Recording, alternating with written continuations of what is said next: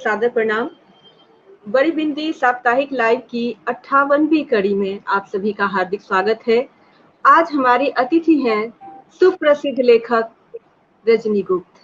रजनी गुप्त जिन्होंने अब तक 9 उपन्यास लिखे हैं, 7 कहानी संग्रह हैं। इनके अतिरिक्त इन्होंने कई विमर्शपरक भी लेखन किया है।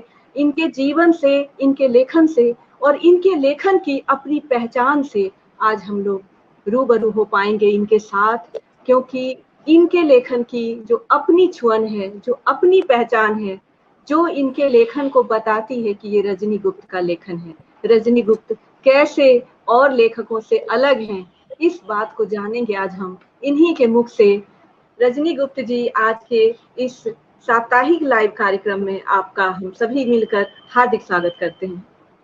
बहुत बहुत धन्यवाद विभा। और मैं बड़ी बिंदी को बहुत महीनों से सुन रही हूँ और मेरे लिए खुशी और सौभाग्य की बात है कि आज हमें संवाद का अवसर मिला है।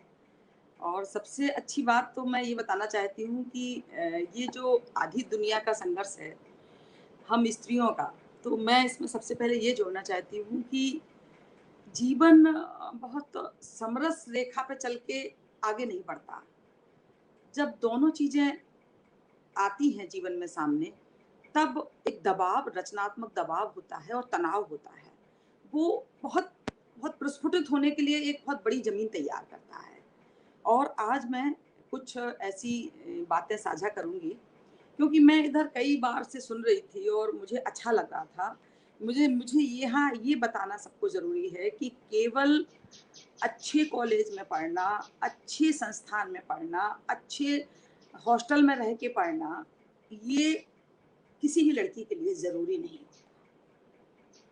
मुझे बहुत गिलानी होती थी, बहुत अफसोस होता था कि जब मैंने चिरगांव जैसे मामूली कस्बे से 10वीं पास किया और जब मैं 9th में थी और मेरे पिताजी की हत्या हुई थी गांव में, तो एक टूटा फूटा परिवार लेके जब मेरी माँ कस्बे में रहने आई, तो वहाँ का जो जीवन था, एक पूरा गांव का जीवन और एक कस्बे का जीवन, जब हमने दोनों को जोड़ा, दोनों के बारे में, दोनों से जुड़े संघर्ष से हम रूबरू हुए, तो मेरे सामने सबसे बड़ी चुनौती ये थी कि आगे की पढ़ाई कैसे जारी करें। आज मैं ये बात आपको बता रही हूँ कि उस समय पढ़ना या अपने पैर खड़ा करना, इसके लिए मेरे पास पारिवारिक या सामाजिक स्तर पर कोई भी सपोर्ट सिस्टम नहीं था। मुझे यहाँ पर अपने से सीनियर, अपनी समकालीन तमाम जो लेखिकाएं बोल रही थी लगातार कि इतने अच्छे कॉलेज में पढ़ी हैं, इतने अच्छे हॉस्टल में रही हैं, इतने अच्छे माँ बाप मिले हैं, सभी वर्किंग थे, कोई प्रिंसिपल था तो कोई, मतलब हमसे, मतलब मुझे ये बताना है कि वैसी कोई सुविधाएं, कोई भी सुविधाएं, ना कॉलेज की, ना स्कूल की, ना किताबों की, ना पुस्तकों की, कुछ भी मेरे पास नहीं था। 78 के बाद से लेके और 83 तक का जो सफर है मेरा, पूरा लंबा एक दशक के बाद का जो सफर है, उस सफर में बस मैं, मेरी मेज, मेरी किताबें, इतना ही मेरे साथ था। कोई टीचर नहीं, कोई कॉलेज नहीं, कोई यूनिवर्सिटी नहीं, कोई हॉस्टल नहीं और घर में कोई पढ़ाने वाला नहीं। इन हालातों में मेरे जीवन के वो जो 20 साल, 15 साल, 20 साल जो गुजरे हैं, उन गुजरों में केवल और केवल ये एक आत्मबल, एक इच्छा शक्ति पता नहीं कैसे मेरे अंदर आई कि मैं जब तक अपने पैरों खड़ी ना हो जाऊं, मुझे शादी नहीं करनी है। ये मेरे अंदर एक दबी हुई इच्छा थी, क्योंकि मैं अपने आसपास के बुंदेलखंड के परिवेश में ये देख रही थी कि शादी के बाद हमारे साथ की तमाम लड़कियों की सूरत और सीरत दोनों बदल जाती है, उनका तेज खत्म हो जाता है, उनके जीवन की चकाचौंध खत्म, उनका तेजस्विता, उनका आत्मविश्वास, सब कुछ धीरे धीरे। तो मेरे अंदर विवाह संस्था के प्रति एक अजीब सी वितृष्णा थी। मुझे इसमें ये मुझे पता था कि मुझे ये नहीं करना है, मुझे क्या करना है मुझे ये पता नहीं था। मुझे ये स्पष्ट हो गया था कि मुझे कम से कम एक काम नहीं करना है, कि मुझे शादी नहीं। अब ग्रेजुएशन में आई और घर वालों ने, उनके लिए शिक्षा या मेरी नौकरी या मेरी पढ़ाई किसी से कोई मतलब नहीं था। उनका ये था कि चलो इंटर बीए के बाद हमारे यहाँ लड़कियों की आमतौर पर शादी। मैं आपको विभाई बता रही हूँ कि उस समय उस कस्बे की मैं पहली लड़की थी जिन्होंने कहा था कि जब तक मैं एमए ना कर लूं, कम से कम, तब तक मैं शादी नहीं करूंगी, और अगर जबरदस्ती करोगे तो हम छत से कूद जाएंगे। मतलब एक भावावेश में की हुई बात थी ये। मतलब ये बात सचमुच थी, क्योंकि मुझे लग रहा था कि अगर हम फिर यही करने लगेंगे जैसे हमारे आसपास की लड़कियां करती हैं, तो मेरा जो जीवन का स्वप्न है कि मुझे अपने पैरों खड़ा होना है, मुझे कुछ करना है, मुझे कुछ बनना है। सोचो उस ककरीली पथरीली धूप भरे आकाश में, बुंदेलखंड के परिवेश में ये सपना मेरे अंदर कैसे पनपता गया। आज हम पीछे मुड़ के देखते हैं पिछले 3-4 दशक की तरफ, तो मुझे ताज्जुब होता है, हैरानी होती है कि अपने आत्मबल को समेटते हुए, अपने आत्मविश्वास के सहारे मैंने पहली कहानी लिखी थी संघर्ष और ईमान 1980 में, 1980 में, और वो दैनिक जागरण में छपी थी। उसमें भी यही संघर्ष था कि एक लड़की पढ़ना चाहती है, उसे पढ़ने का कोई माहौल नहीं मिलता। तो ये एक कहना चाहिए कि इनबिल्ट, मुझे लगता है कुछ था मेरे अंदर, एक इनबिल्ट सा था कि मैं डायरियों में, कहानियों में, कविताओं में मैं अपने को उकेरती रहती थी। और मुझे बीए में जब मेरे हिंदी में बहुत अच्छे नंबर आए 80%, तब मुझे रियलाइज हुआ, और सोचो क्यों आए, स्वाध्याय के बलबूते। कोई स्कूल नहीं, कोई कॉलेज नहीं, कोई यूनिवर्सिटी नहीं, कोई टीचर नहीं, कुछ नहीं। तब मुझे रियलाइज हुआ कि यार मेरा साहित्य के प्रति इंटरेस्ट है। और अपने आप मतलब मुझे वो दिन भी याद है जब मेरी फ्रेंड साथ में थी और हम लोग रिजल्ट आता था तो अखबार देखते थे, दैनिक जागरण, और अखबार में मैं सेकंड डिवीजन देख रही हूँ और मैंने मंजू से कहा कि मैं गई हूँ। बोली क्यों? मैंने कहा मेरा रोल नंबर ही नहीं है। बोली ऐसा तो हो ही नहीं सकता। और उसने मेरा सेकंड डिवीजन छोड़ के फर्स्ट डिवीजन में देखना शुरू किया। बोली ये तो है, ये है तुम्हारा रोल नंबर। सोचो मेरे अंदर इतना आत्मविश्वास नहीं था कि मैं फर्स्ट भी आ सकती हूँ। तो ये जो आत्मविश्वास, आत्मबल पाने की जो यात्रा थी, वो एमए में जब मैंने यूनिवर्सिटी में सेकंड पोजीशन मेरी आई, और जब मैं वाइवा देने गई तो वाइवा देने वाले अध्यापक ने कहा कि क्या तुम ही वो लड़की हो जिसके 79.4 इतने नंबर आए हैं एमए पार्ट 1 में। तब मुझे रियलाइज हुआ कि हाँ मैंने कुछ किया है। तो ये जो हमारी दुनिया है लेखक लेखक लेखक के तौर पर, इसमें विभा बहुत अनुभव हैं, बहुत खट्टी मीठी यादें हैं, बहुत पथरीले कटीले रास्ते हैं, झरबेरियों की कटीले वो भी रास्ते भी हैं, और कोमलता, सौम्यता, सुकुमारता, या जिसे कहते हैं ना फैसिलिटी क्या होती है, जिसे सुविधाएं क्या होती हैं, जिसे एक स्टडी टेबल क्या होती है, जिसे एक पढ़ने का कमरा क्या होता है, इन तमाम चीज़ों से वंचित बुंदेलखंड का जो परिवेश था, वहाँ पर लड़कियों की शिक्षा दीक्षा बमुश्किल हो पाती थी। हाँ, मुझे खुशी है कि उस जमाने हमसे भी पहले मैत्री पुष्पा शायद बुंदेलखंड डिग्री कॉलेज में पहली वो छात्रा रही होंगी जिन्होंने रेगुलर विद्यार्थी के रूप में अध्ययन किया। ये बड़ी उनके नाम एक लकीर है। मैंने उनसे कहा भी था कि दीदी हम तो आपसे बाद की पीढ़ी में आए और हमें ये सुविधा मैसर नहीं हुई। तो ये था माहौल विवाह वहाँ का। और कहते हैं कि रचनात्मक लेखन अतिशय दबाव और अतिशय तनाव से भी उपजता है। मेरे लिए लेखन अतिशय दबाव और अतिशय तनाव से उपजा एक अनिवार्य प्रस्फुटन था। जैसे बहुत भरी हुई बॉल को आप दबाते हैं तो बॉल दबती नहीं है, उछाल लगाती है, आसमान छूना चाहती है। कुछ कुछ ऐसा मेरा परिवेश रहा। खुदी को कर बुलंद इतना कि हर तकदीर से पहले खुदा बंदे से खुद पूछे, बता तेरी रजा क्या है। इतनी कम उम्र में ये प्रेरणा होना, स्वप्रेरित होना कि मुझे कुछ करना है और कुछ करने के लिए तैयारी करनी है और अभी विवाह को स्थगित रखना है, ये समझ उस परिवेश में होना जिस परिवेश में लड़कियों का भविष्य एकमात्र विवाह और घर संभालना था। आपने अपना एक लक्ष्य तय किया, और अभी आपने कहा कि न तो कोई वैसा संस्थान था, जो विद्यालय और महाविद्यालय की सुविधा थी वो भी बहुत बेहतर नहीं कही जा सकती है। तो कुल दारोमदार जाता है स्वाध्याय पर।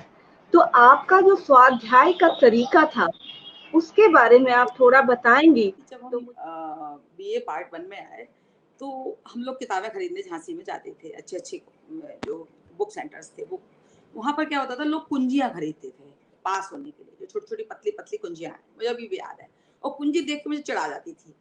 मेरा मतलब एक तरीका था कि टेक्स्ट बुक, अरे हम प्राइवेट स्टूडेंट हैं तो क्या हुआ, ऐसे तो ये पास थोड़ी होना है, हमें पास नहीं होना है, हमें उसके अंदर गो थ्रू, उसके भीतर जाके पढ़ना है, समझना है।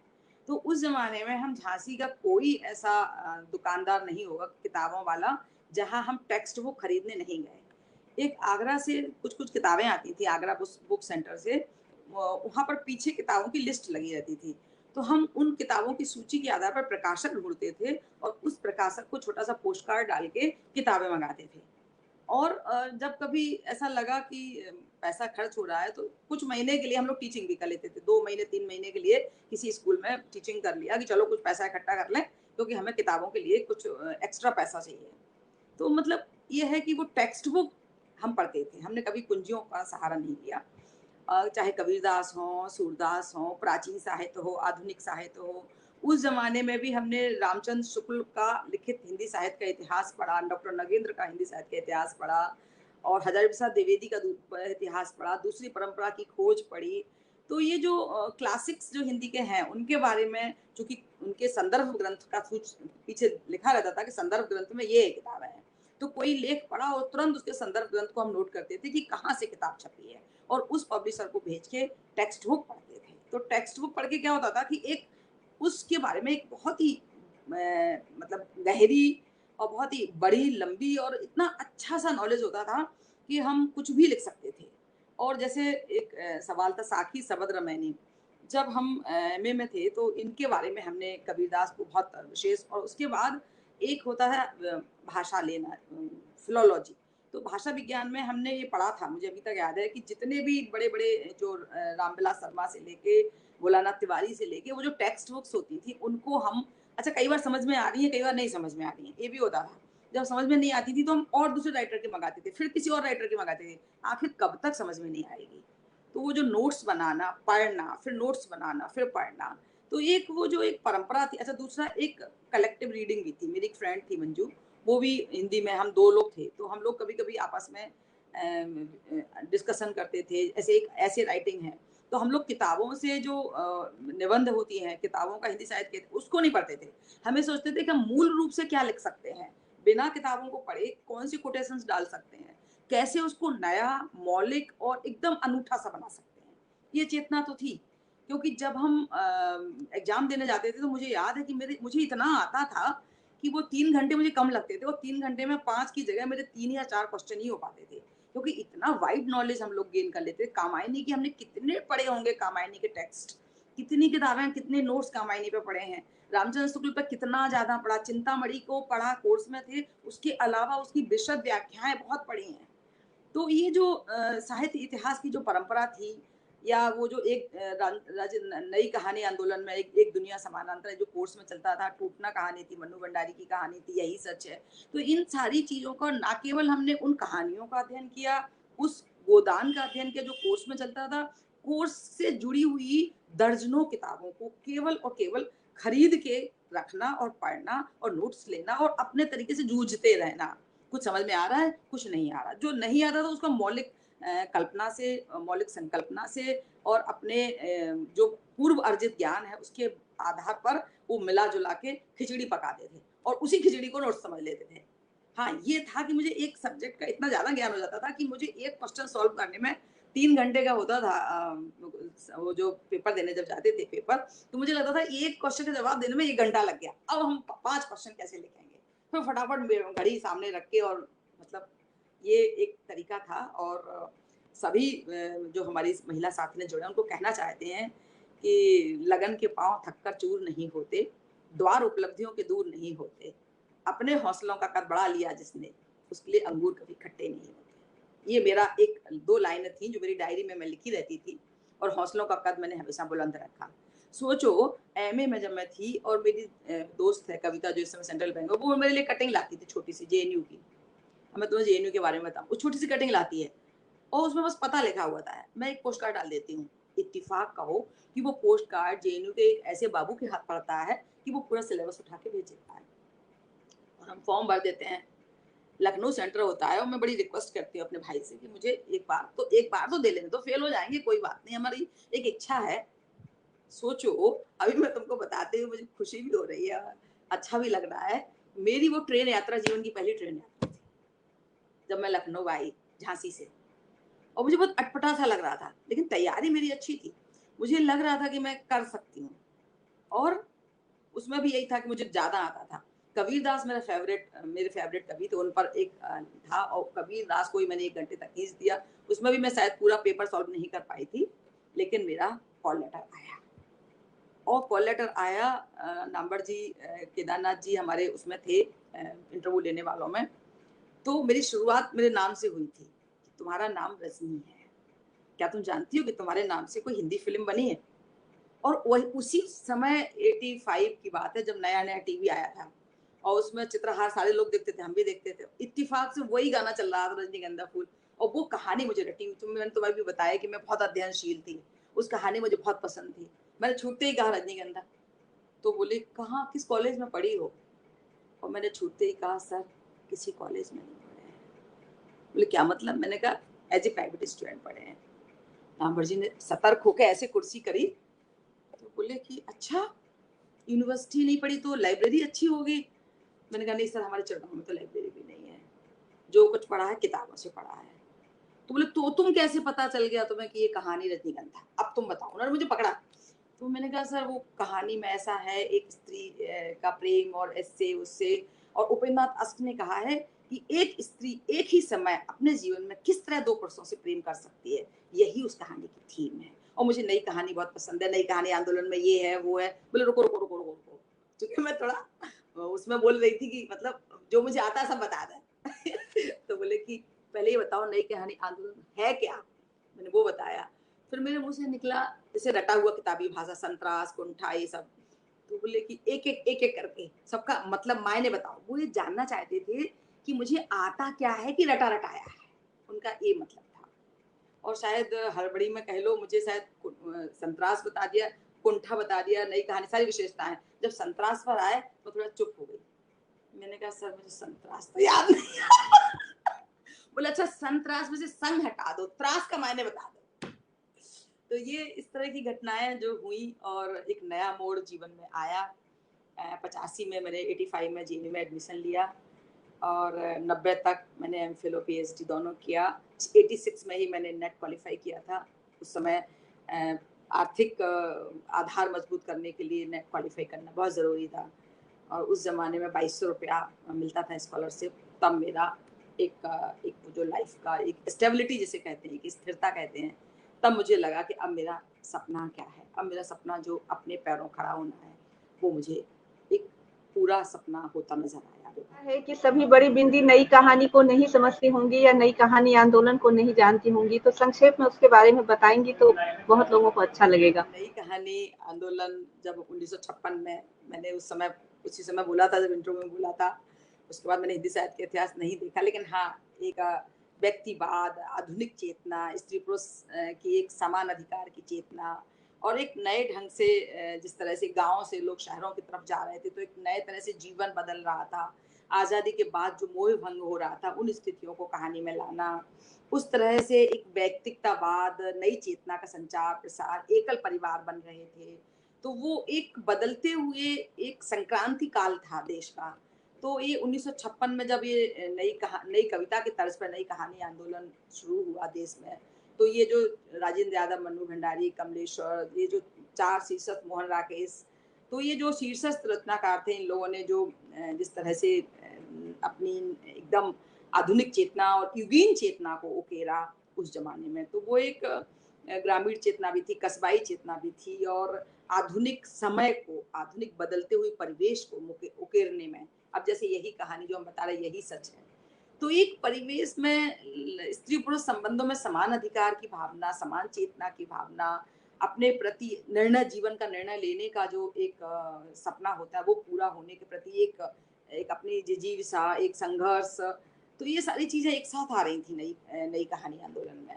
एक बड़ा परिवेश देश का जो बदल रहा था, गांव से लोग निकल निकल के कस्बों में, कस्बों से निकल के शहरों में, बड़े महानगरों की तरफ जो जा रहे थे, नौकरी कर रहे थे, तो तमाम बदलते हुए परिवेश को मुखरित करने में बड़ा आंदोलन, नई कहानी आंदोलन ने बहुत बड़ी वैचारिकता का सृजन किया।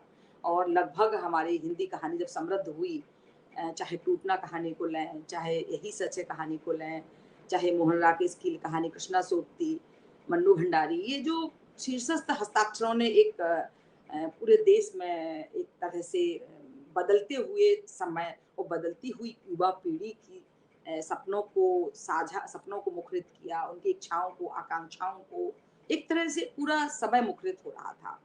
ये 1900 आज़ादी के बाद 1960 के बाद से लेके 1970 तक का जो एक समय है, ये नई कहानी। वैसे तो कहना चाहिए संवेदना का या जीवन बदलते हुए हमारा साहित्य ही पूरा संवेदना का संसार है।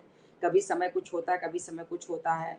और उस समय भी था कि जो 10 प्रमुख हस्ताक्षर थे, तो एक समानांतर आंदोलन भी चला, नई कहानी आंदोलन चला। रविंद्र कालिया जी और लखनऊ में जो कामता नाथ जी, इन लोगों ने समानांतर कहानी आंदोलन चलाया। तो ये धाराएं नाम बदलते रहे, लेकिन कहानी की मूल संवेदना कि जीवन की विडंबनाओं को उजागर करना, जीवन की उन समस्याओं को चित्रित करना जो हमारे आसपास हो रही हैं, और उन समस्याओं में हम अपने को कनेक्ट कर पाए, वो कनेक्टिविटी फील करना, यही हर रचनाकार का उद्देश्य होता है कि वो उन चीज़ों के बारे में गंभीरता से सोचे, मनन करे, चिंतन करे, और थोड़ा सा एक पाठक को लगे कि हाँ वो यहाँ कनेक्ट हो रहा है, और उसकी समस्या, उसकी वो कहीं ना कहीं उसको, उसका वो अपने अपने जीवन को देख रहा है, प्रतिबिंबित होता हुआ देख रहा है। तो ये एक उस तरह का परिवेश था। एक ओर किताब, कॉपी और मेज तक के लिए संघर्ष, और दूसरी ओर कहीं कुछ और, किशोरी का आसमां, एक न एक दिन, कुलजमा 20, ये आम रास्ता नहीं, कितने कटघरे, ये जो सारे उपन्यास आप लिख करके आ जाती हैं इन परिस्थितियों से जूझते हुए, तो ये बहुत बड़ी लंबी यात्रा है। तो एक जो एक किताब तक के लिए संघर्ष करने वाला व्यक्ति था, वो जब एक लेखक हो जाता है, स्थापित लेखक हो जाता है, तो वो जो बीच का अंतर है या वो जो अंतराल है, उसको आप किस तरह से महसूस करती हैं?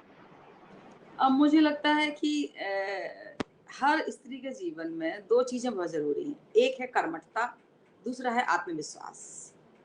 अगर आपके पास मेहनत करने का मादा है, जो आपको करना है, कहते हैं ना सपनों का पीछा करना मत छोड़ो। बहुत पहले जब मैं 10th में थी, तो एक निबंध हम लोगों से लिखवाया गया था, योर ग्रेटेस्ट विश, आपकी सबसे ज्यादा बड़ी इच्छा क्या है। और मेरे क्लास में सारे बच्चों ने, मैं डॉक्टर बनना चाहता हूँ, मैं इंजीनियर बनना चाहता हूँ, और क्यों, आपकी इच्छा क्या है, वो इच्छा क्यों है, और उस इच्छा को आप कैसे फुलफिल करेंगे। इंग्लिश में एक निबंध प्रतियोगिता थी, तब भी मैंने सबसे पहले लिखा था कि I want to become a writer. तब मेरे टीचर ने खड़ा किया कि केवल और केवल इस पूरे क्लास में एक लड़की ने लिखा है कि she want to become a writer. Why, क्या, क्यों बनना चाहती हो।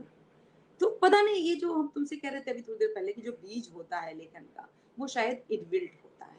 दूसरा क्या है कि गांव, कस्बों और छोटे शहरों का पूरा जीवन, पूरा युग मेरे अंदर धड़कता रहता है। मैं एक बड़े समुदाय से अपने को कनेक्ट कर पाती हूँ। जब मैंने कहीं कुछ और लिखा, तो एक ऐसी इंजीनियर स्त्री की जीवन मेरे सामने खुला हुआ था, सारा चैप्टर। जिस जमाने में, आज के जमाने में तलाक बहुत छोटी मामूली चीज है, पर ये कहीं कुछ और उपन्यास में था कि वो प्रेम विवाह करके, अपनी पसंद से शादी करके फिर तलाक लेने की प्रक्रिया से गुजरती है, और फिर अपने सपनों का विस्तार करती है।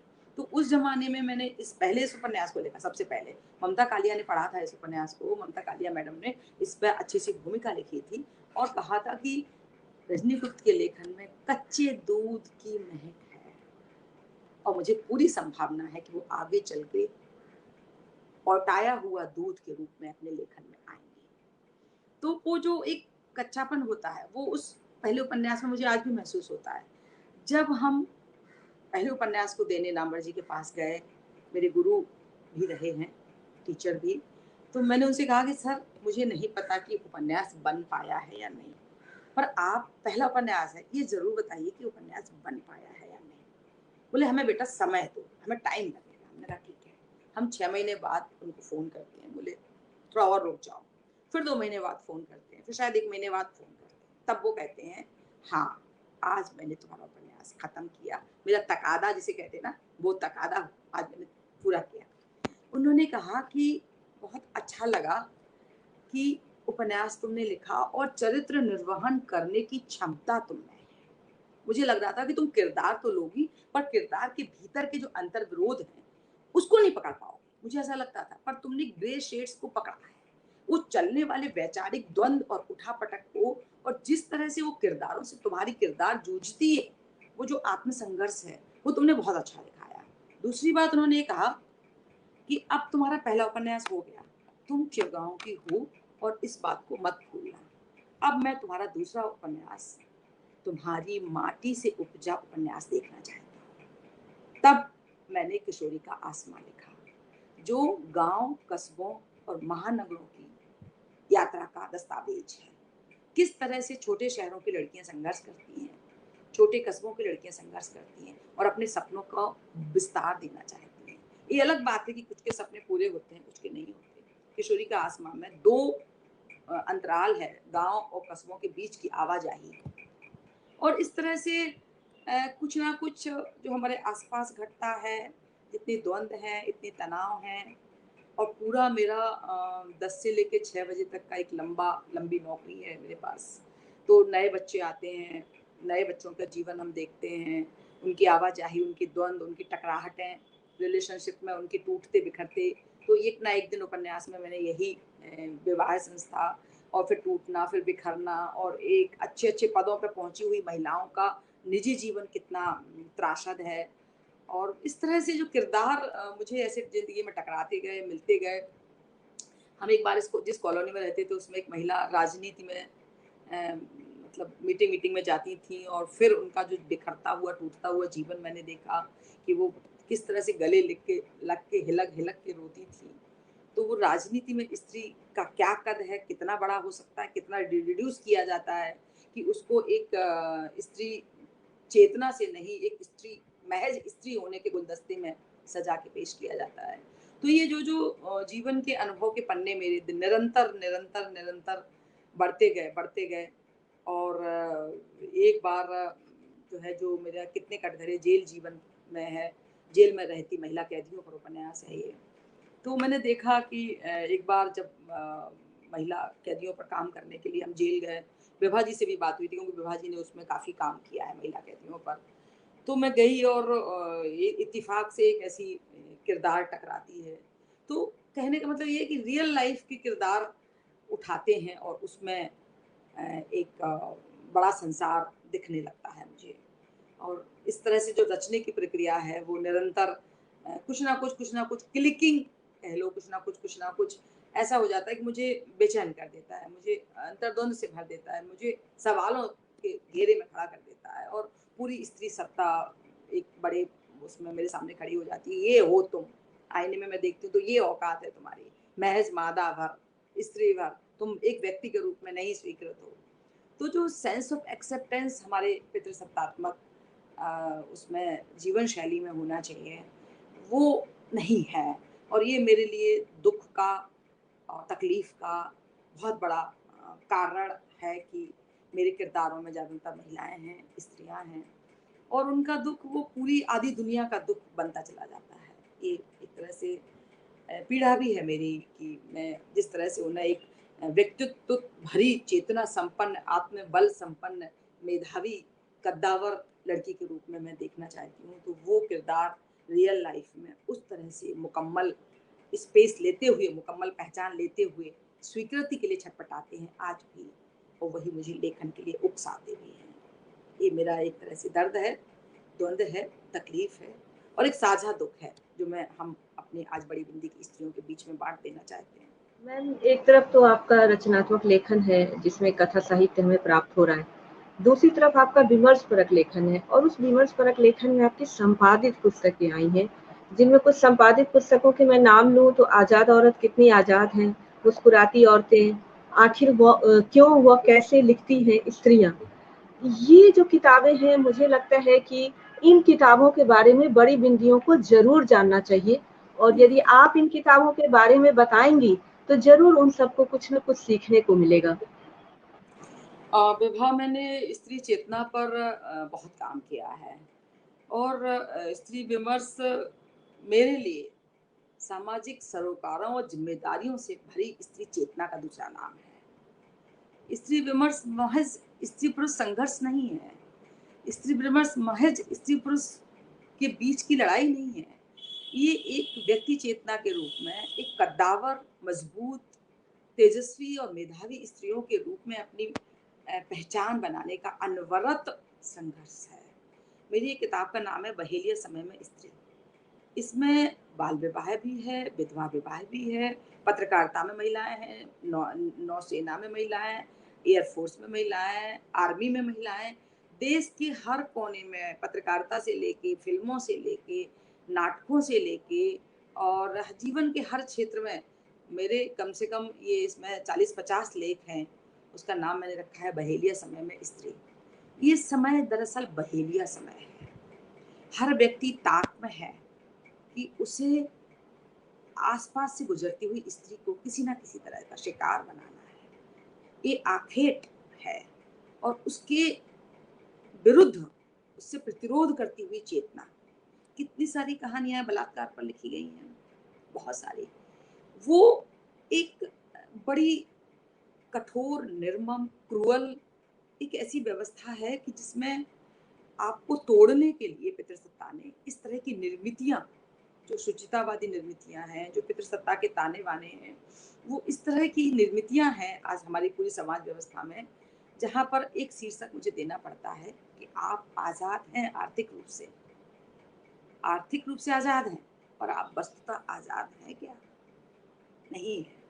कभी माँ के रूप में, तो कभी बहन के रूप में, तो कभी पत्नी के रूप में, तो किसी ना किसी रूप में वो जो एक संघर्ष अनवरत चल रहा है, उस संघर्ष में स्त्री आज भी अपनी दृढ़ता, अपनी मजबूती और अपनी मेधा और अपने पैरों पर खड़ी होने के बावजूद निर्णय लेने में सक्षम नहीं है। आजादी का आत्मनिर्णय से गहरा संबंध है। निजता, स्वायत्तता और आत्मनिर्णय 3 मूल मंत्र हैं जो स्त्री को आगे ले जा सकते हैं। लेकिन आत्मनिर्णय में भी वो कमजोर है। इंडिविजुअलिटी उसकी कितनी बड़ी पहचान हो जाए, लेकिन वो अपने घर में ही पहचान लेने से वंचित कर दी जाती है। और आजादी किस चिड़िया का नाम है? पागल हो गई हो क्या? आजादी किसे कहते हैं? आजादी का मतलब तो अराजकता है। स्त्री की आजादी को अक्सर उसकी अराजकता से जोड़ के देखने की सदियों पुरानी परंपरा है। इन तीनों चीजों में जो हमें लगातार लिखने के लिए प्रेरित करती है, जो मैंने एक सामयिक प्रकाशन से छपी किताब सुनो तो सही, जहाँ पर मैंने कई लेखिकाओं से साक्षात्कार लिया है और किताबों पर लेख लिखा है जो स्त्री संबंधी चेतना से संबंधित है, और स्वतंत्र रूप से भी किताब लिखा है कि त्रिकोण के बीच में चौथा कोण कौन सा है, त्रिकोण में फंसी स्त्री। तो ये जो व्यवस्था है, ये जो व्यवस्था के पहिए हैं या जो सांचे ढांचे हैं, जो निर्मितियां हैं, उन निर्मितियों में, उन्हीं निर्मितियों के बीच में उसकी संभावनाओं को उकेरना, कोई ऐसा साथी, एक ऐसी चाह भी है, एक सपना भी है स्त्री का कि उसका ऐसा साथी हो जो उसके व्यक्तित्व को उभारे, संभावनाओं का निरंतर विकास करे और सच्चे मायनों में उसका सहचर, उसका साथी वो बने जो उसके सपनों को, उसकी यात्रा को पूरा करने में मंजिल तक ले जाए। बहुत मुश्किल है विवाह। ऐसे लोग हमारे आसपास न 20 साल पहले थे, न 30 साल पहले थे, न आज है। ये पूरा स्त्री विमर्श जो है, स्त्री की गहरी सरोकारों, स्त्री की गहरी संलग्नता से निकला हुआ विमर्श है, जहाँ हमारी इच्छा, उनके अधिकारों के प्रति चेतना भी हो और वो अपने दायित्वों का निर्वहन जो कर रही हैं उसमें भी बखूबी अपनी एक गहरी पहचान बनाए, उकेरे और स्वीकृति। हाँ ठीक है, हमें ऐसा लगता है कि हम स्वीकृति के लिए हमें प्रमाण पत्र की दरकार नहीं है, लेकिन कहीं ना कहीं अगर कोई हमें ऐसा साझीदार मिले जो हमारे सपनों को आगे ले जाए, तो ये चाह, ये सपना देखना कोई अतिशयोक्ति नहीं है इसमें। कोई हम ये बहुत बड़ा वो सपना नहीं देख रहे हैं।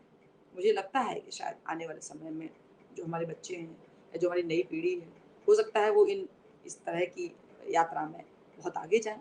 उम्मीद है। गाँवों में जो छात्र हैं उनको बहुत सारी सुविधाएं तो आज भी नहीं है। बेशक उनको इंटरनेट की सुविधा हो गई है, कुछ पुस्तकालयों की भी सुविधा हो गई है, लेकिन अभी भी जो बड़े विश्वविद्यालय है वहाँ जो सुविधाएं हैं, दोनों की यदि हम तुलना करें तो बहुत बड़ा अंतर है, बहुत ज्यादा अंतर है। यहाँ तक कि शिक्षकों का भी बहुत अभाव है। एक शिक्षक 40 छात्र का एक आदर्श अनुपात माना जाता है, लेकिन एक शिक्षक के ऊपर 4000-5000 छात्र हैं।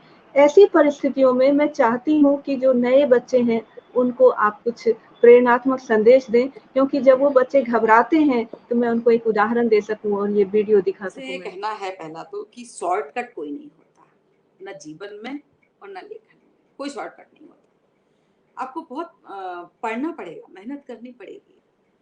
आप ये सोचें कि हम एक कुंजी पढ़ के बीए पास करके कुछ नौकरी पा लेंगे, संभव नहीं है। आपको लगे कि हम ग्रामर की छोटी सी किताब पढ़ के हम हिंदी या इंग्लिश कोई भी भाषा पे अधिकार कर लेंगे, नहीं संभव है। जब तक आप एक थॉरोली पूरे नियम व्याकरण के, भाषा के, उसके संस्कारों की, उसकी गहराई तक नहीं जाएंगे। कहते ना, एक कहावत है बहुत पुरानी सी कि अपने मरे बिना स्वर्ग नहीं मिलता। तो अध्ययन की अध्ययन की गहराई के बिना आपके लक्ष्य पूरे नहीं हो सकते। और अपने अपने कॉन्फिडेंस एक और बड़ी पूंजी है कि जितना आप टकराते हैं, मेरा एक प्लस पॉइंट भी कह लो कि जितना हम परिस्थितियों से टकराए हैं उससे 4 गुना मजबूत होके निकले हैं। तो घबराना, परिस्थितियां आती हैं उनसे घबराना नहीं चाहिए, उनसे जूझना चाहिए। जब आप जूझ, जैसे कहते हैं ना, आप लोहे से टकराएंगे ना, लोहे को तो कुछ नहीं होगा, आपके अंदर वो क्षमता विकसित हो जाएगी, आपके अंदर वो चेतना आ जाएगी। तो वो एक टकराहट जो है वो उसका कोई, उससे टकराइए, बचिए मत, रूबरू आंखें मिलाइए दुख से, तकलीफ से, दर्द से, परिस्थितियों से, प्रतिकूल हालातों से आंखों से आंखें मिलाइए। देखिए आप बड़े हैं कि दुख बड़ा है। मुझे लगता है कि दुख भाग जाएगा, पहली चीज। दूसरा ये है कि कभी कभी ये भी लगता है, लेखक होने की शायद ये नियति है, सोचते हैं कि सुख तो तितली की तरह आता है, बस ऐसे ही चला जाता है आसपास उड़ते हुए। दुख रहता है भीतर, लेखक के भीतर रहता है। वो बहुत खुशी प्राणी नहीं है। मतलब लेखन का, मैं अपने लिए कहूँ तो लेखक होना मेरा चुनाव नहीं था, ये मेरा दबाव था। मतलब ऐसा नहीं था कि मैंने बहुत खुशी खुशी लेखक बनना स्वीकार किया।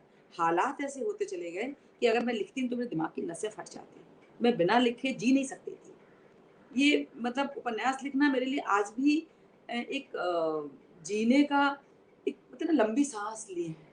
जब घुटता है ना, तो कहते हैं लंबी सांस लो। मेरे लिए लेखन एक लंबी सांस लेने की तरह है। रिलैक्स कैसे होंगे, अपने अंदर इतना दबाव लेके, इतने टेंशन लेके, इतने स्थिति, इतने उसमें कैसे हम बिना लिखे रह सकते हैं। तो लेखन चुनाव नहीं, एक तरह की व्यवस्था है। मतलब इन द सेंस की, जब भी मैं दुख और सुख की बात कर रही थी, मुझे लगता है सुख लेखक के कंधों पर बैठने वाली, निरंतर चूचू करने वाली चिड़िया है। वो आपका साथ नहीं छोड़ेगी। मैं सोचती हूँ तुझे मेरे छोड़ के नहीं जाना ना, तू बैठ जाएंगे, मुझे छोड़ना नहीं।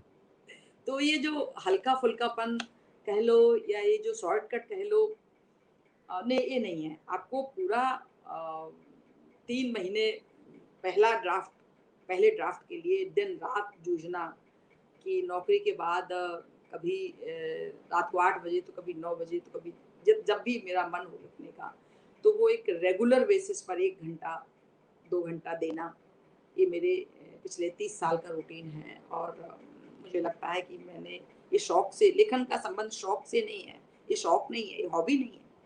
हॉबी से आगे बढ़ के जब आपके लिए लिखना अनिवार्य, सांस लेने की तरह अनिवार्य बन जाए, तो वो एक सुरंग में आप जब घुसते हैं ना लिखने की, तो ये लगता है पहले पहला उपन्यास लिखा था, अब दूसरा नहीं लिख पाएंगे, अब तीसरा नहीं लिख पाएंगे, अब चौथा, अरे बस एंड है, खत्म, इसके बाद पूरा लिखना ही बंद हो जाएगा। लेकिन जब लेखन एक जीवन के साथ साथ चलने वाली लंबी सुरंग की तरह होता है, जिसमें एक बार आप घुस जाते हैं तो अंदर जाने का रास्ता तो दिखता है, पर बाहर आने का रास्ता नजर नहीं आता। कहीं कहीं बीच बीच में लगता है कि कहीं किसी छेद से रोशनी आ रही है सूरज की, कहीं किसी छेद से कुछ दिख रहा है। अंततः लेखक अपनी मेहनत और संघर्ष से ही सुरंग पार कर पाता है। तो सुरंग के भीतर के जो अंधेरे हैं, वो लेखक के अनिवार्य सहचर हैं, साथी हैं। बिना दुख दर्द से गुजरे बिना केवल शौकिया लेखन मुझे पसंद ही नहीं है। मेरी हर किताब गहरे सरोकारों को लेके जाती है। कोई भी यूं ही हल्का फुल्का सतही लेखन, मनोरंजन वाला लेखन और इतिहास को उठा के उसको रीराइट कर देना, इस तरह का मेरा नहीं है। अभी मैंने पिछले साल राष्ट्रकवि मत्स्यनारायण गुप्त पर एक उपन्यास पूरा किया कि याद जो करें सभी। तो मैं ये दिखाना चाहती थी कि लोगों को लगता है कि उनका जीवन बहुत समृद्ध था और बहुत संपन्न था, इसलिए वो खुश थे। ऐसा नहीं है। 8 पुत्रों की मौत के बाद का उनका जीवन क्या था। तो जीवन कहना ही चाहते हैं कि हम जीवन को उठाते हैं सीधा सीधा, और जीवन को उठाने वाले प्रसंग ही मुझे संतुष्ट कर पाते हैं। केवल आध्यात्मिकता और शब्दों का वो जो चमत्कार दिखाना या स्टाइल दिखाना, या वो उस तरह की भाषिक चमत्कार पैदा करना, उस तरह का लेखन not my cup of T. मतलब मनोरंजन मेरे उसमें नहीं है, मतलब मेरे लेखन में नहीं है और मुझे पसंद भी नहीं है। जब जीवन इतना बड़ा मेरे सामने खुला पड़ा है, हम उसको समेटें कि इस आत्मिक दुनिया और चमत्कारिक और भाषिक दुनिया में जाएं। बड़ा जीवन मेरे सामने एक बड़ी प्लेटफॉर्म की तरह लिखने के लिए तैयार है। हमेशा एक उपन्यास पूरा होता है तो दूसरा उपन्यास पौंधने लगता है। कभी कभी लंबी कहानी लिखते हैं तो इतनी लंबी होती चली जाती है कि लगता है कि तो उपन्यास की थीम है। तो एक मतलब दुनिया भर के किरदार हैं जो टकराते हैं और कुछ ना कुछ उनका दर्द मेरे भीतर जज्ब होता चला जाता है, अनायास, नॉट सायास। धरती पर पांव जमाकर खड़ा होना और यहाँ के संघर्षों को जीना और उसे अपने साहित्य में उतारना। आज आपकी बातचीत से हमने बहुत कुछ सीखा और मुझे लगता है कि हमारी सारी बड़ी बिंदियों को बहुत कुछ जानने और सीखने का मौका मिला होगा। और मुझे लगता है कि जो हमारी नई पीढ़ी है, युवा पीढ़ी है, वो जब अभावों का रोना रोती है तो उसको आज एक बहुत बड़ा उत्तर मिला होगा कि आज क्या अभाव है, अभाव तो उस जमाने में थे। तो मैम आज आप आई और आपने बड़ी बिंदी साप्ताहिक लाइव में जो अपनी बातें रखी, जिससे हम लोगों को बहुत कुछ जानने को मिला, सीखने को मिला, ज्ञानवर्धन हुआ, इसके लिए हम हार्दिक आभार व्यक्त करते हैं। मैं फिर याद दिला दूं कि बड़ी बिंदी साप्ताहिक लाइव का कोई भी आर्थिक आधार नहीं है, तो कृपया buy me a coffee link पर जाकर कम से कम एक और अधिक से अधिक जितनी भी आप चाहें कॉफी अवश्य खरीदें। ये बड़ी बिंदी क्लब हम सब का है, हम सब से मिलकर बनता है और हम सबके साथ से सहयोग से ही ये चलता है। तो इसी तरह से अपना सहयोग, अपना साहचर्य बनाए रखें। बहुत बहुत धन्यवाद।